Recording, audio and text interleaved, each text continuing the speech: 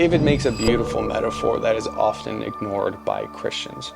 In Psalm 52, he compares the wicked to trees that are uprooted, while the righteous are like a green olive tree in the house of God.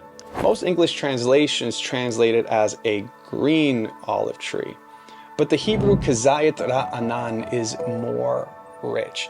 It refers to luxury and leafiness. This differentiation is important because it identifies maturity. The olive tree is a slow-growing tree requiring years of labor before you can experience its full fruit. A leafy plant implies settlement and peace because in the ancient world, when an invading army would come, they would destroy the olive trees, and by doing that, they'd wipe out 2 or 3 generations of work. This is why, until this day, the olive branch still represents peace. And of course, David is far from being the representation of an olive tree. Throughout his lifetime, he experienced heartbreak, sin, and war.